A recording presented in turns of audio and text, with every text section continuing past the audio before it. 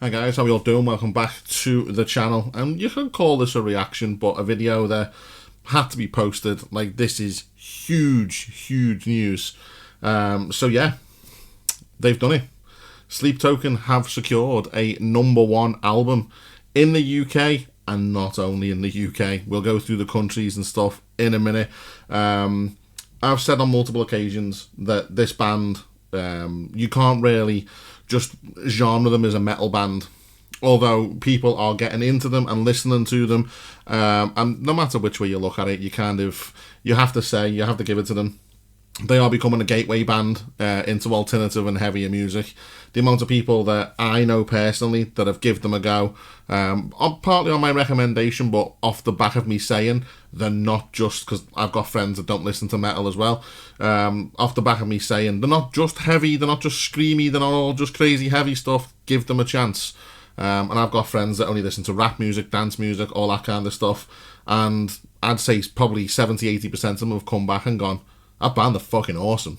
It's like, just putting it out there. But there is something much deeper that we need to discuss with this, and it's the fact that they're securing #1 albums. They're getting top 10, top 20, top 30 singles in the UK. Now, there's other countries, again, we'll go on to that in a minute. The highlight I want to put on this, kind of from a UK perspective, for those of you living outside the UK, our mainstream radio stations and our mainstream radio DJs despise metal and rock music, and to a point alternative music. Unless you're an indie band or you're very pop/indie, you might get a slot on Radio 1 or something, you might get played in the daytime. But in the UK, we do not have any mainstream available just on normal radio metal stations, or stations that will even touch metal. The single radio edit for Emergence is disgusting. When that got into the top 40, it just obliterates the song. It's vile. But it was still played, and of course it's been massively shrunk down. It's a long song anyway, but they cut it down. But we do not have, and I must stress this, no daytime radio stations. Normal, get in the car, turn the radio on, or put the normal radio on, other than DAB, which is digital, which is totally different. We don't have any radio stations in the UK that you can hear that kind of music on at any point in the day. If you want to hear that stuff, it is like 10, 11, 12, past midnight, and it's only on certain radio stations. And even then, there's certain shows that have like a 15 minutes of metal, and it's kind of alternative rock stuff. It doesn't go too heavy, apart from like the early hours. So the fact that this band have managed to secure a #1 album, not just in the UK, but to get a #1 album of this particular genre of music, or that contains this particular genre of music, is so huge that it is pretty much unheard of in the UK. We do not get bands of this specific genre, bending this kind of deal with metal elements, getting #1 albums, getting #1 singles. It just doesn't happen. It's very rare that it happens. So I've got some notes here and some stats about just how much this album has blown up. Bearing in mind, a lot of people, and they're entitled to their opinions, are saying that it's nowhere near Take Me Back to Eden. My honest opinion, it's not. But Take Me Back to Eden will always hold a special place in my heart. It got me through some tough times. That's not to say that even In Arcadia isn't great, because I fucking love it. But I agree, it is not Take Me Back to Eden. That come out at a time when people didn't know what to expect, even more so, and that was just flawless. So is even In Arcadia, but it's not.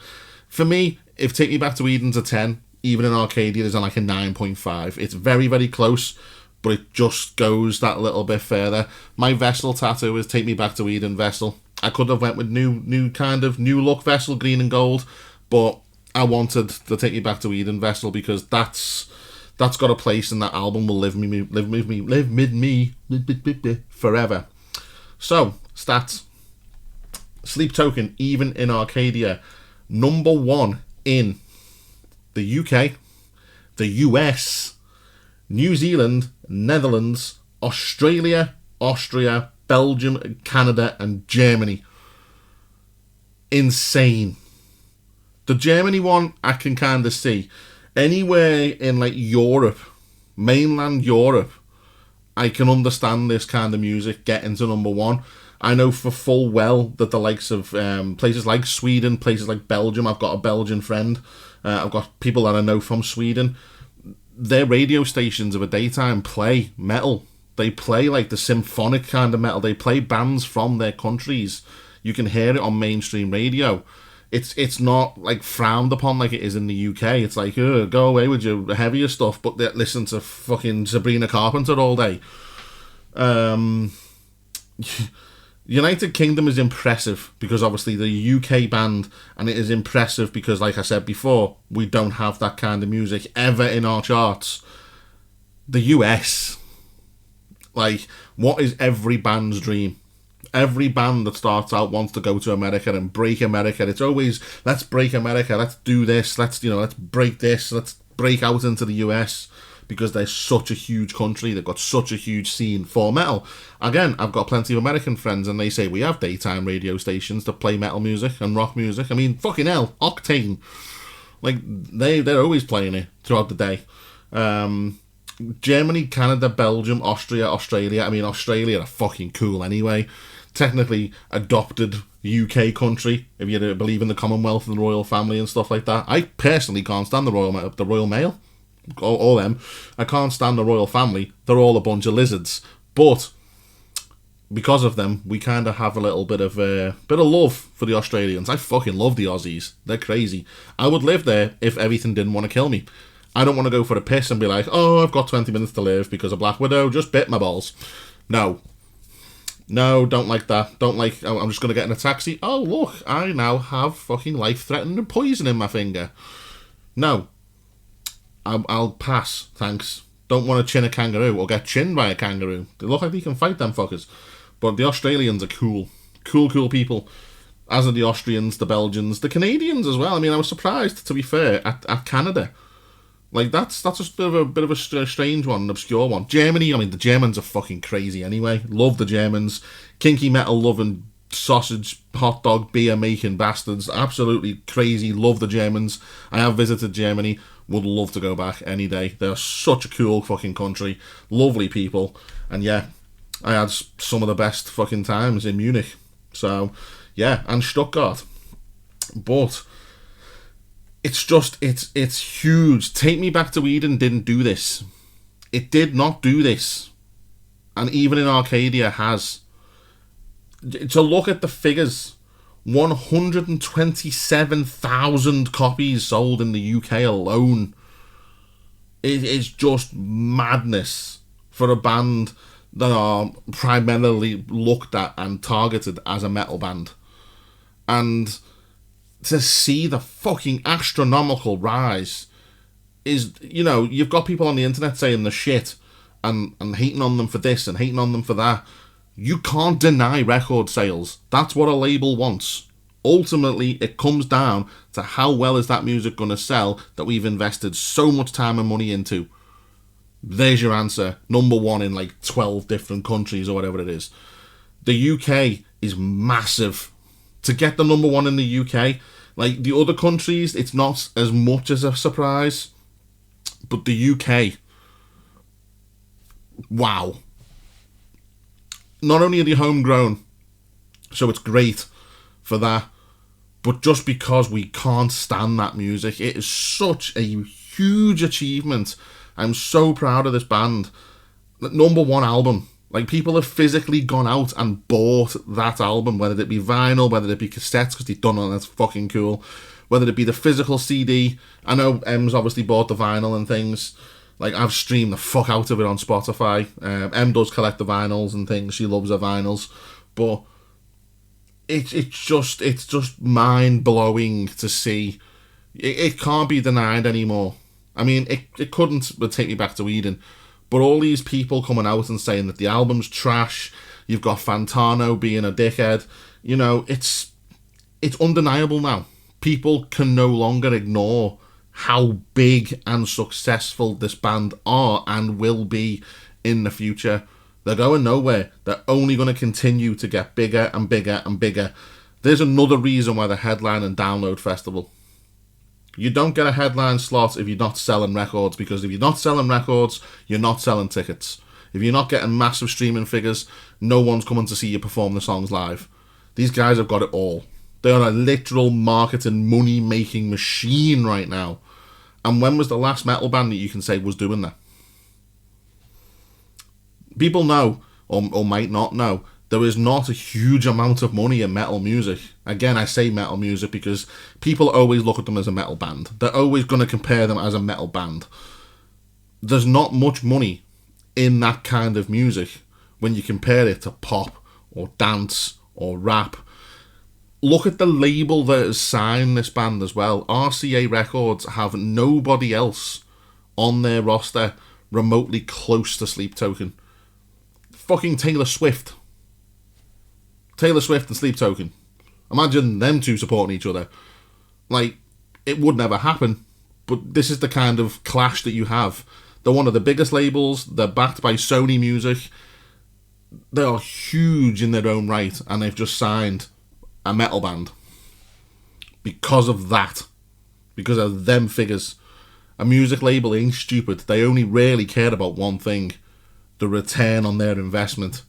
If you're not selling them records, if them CDs aren't going off the shelves, if your streaming figures aren't coming in, they don't care. The music business is so ruthless. It's literally the most cutthroat industry in the world, probably. And a label won't put money into something if they don't believe they'll get it back. They already did. A band of this size already, with the size of that fan base, if they can get a band to have a #1 album in their home country, that's the kicker. In a country that does not like metal music in its charts, doesn't do well ever, and they come straight in and go bang, #1. It's astronomical. Like, I'm not just saying this because I'm a fan of the band. If you look at it for what it is, it's scary. It really is. It's scary how well these guys are doing. A #1 album in the UK. That's going to go down now in the official chart history. That will be on the website forever. You'll scroll through one year and you go, who was #1 album this week in 2000? Fucking hell, it was Sleep Token. It doesn't happen, people. It really, really doesn't. I've lived in the UK all of my life, and I think, fucking hell, I was born in 1990. I can't remember the last alternative band that had a #1 album in the UK. I really can't. Should we Google it now whilst we're recording? Metal bands to get a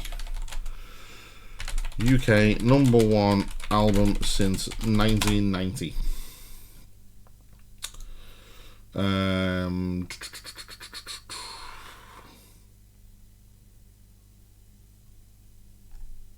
It's looking like Maiden and Metallica, but was that UK? Was that the UK? I'm just trying to see it now, see if we can search it.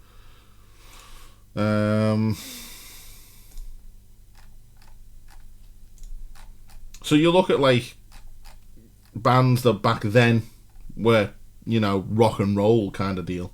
This wasn't even 1990. You've got names like the Beatles, Rolling Stones, 14 #1 albums to their name.